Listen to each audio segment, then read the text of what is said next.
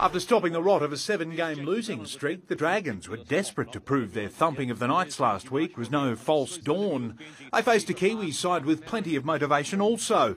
It wasn't long ago the Warriors were touted as top 4 contenders, but 3 straight losses has seen the Kiwis tumble out of the 8, and with no Sean Johnson, the future seemed bleak, and the locals were caught napping early by Benji Marshall. On to Marshall, a long ball, over for Hunt to catch and dive.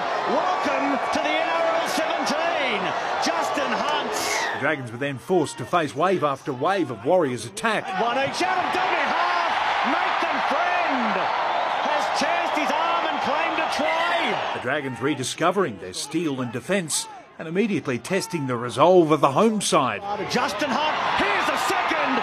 Mitch Rain reaches out over his head. It's about to be 10-0 to St George Illawarra. Now trailing by 10, the Warriors would continue to toil away at the Dragons' line from good field position. To Townsend, long for Tompkins. His pass to Carter was put down. And look at the Dragons high five and celebrate. Then Matalino would try to lift his side with defence. Gareth Widdop doubles and runs straight into Ben Matalino. He might want to rethink the dummy right now. The Kiwis' frustration spilling over on the stroke of half-time.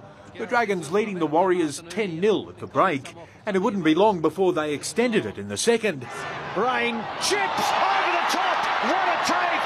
Jake Marchetto claims the Dragons try. The visitors now in command, and they continue to apply the pressure. Here's an offload for Ewan Aitken to run upfield now. Chased by Tompkins. Infield their support. Peter Matautia skips away. It's a hop, skip and a jump for St George Illawarra. The Warriors had now raised the white flag, but the Dragons were still happy to put them to the sword. To Widdop, who dances away, runs into the in goal. They can't be stopped. St George Illawarra racking up a score against the Warriors. It would soon become embarrassing for the home side. Oh, Tyson Frizzell through a big hole. Tyson goes in. The Dragons hit 30. This is officially a slaughter now. To add injury to insult, Manu Vatavai would leave the field with a shoulder injury. The heavens would then open, slowing the onslaught. The Dragons would chew a little time off the clock to take their lead to 34.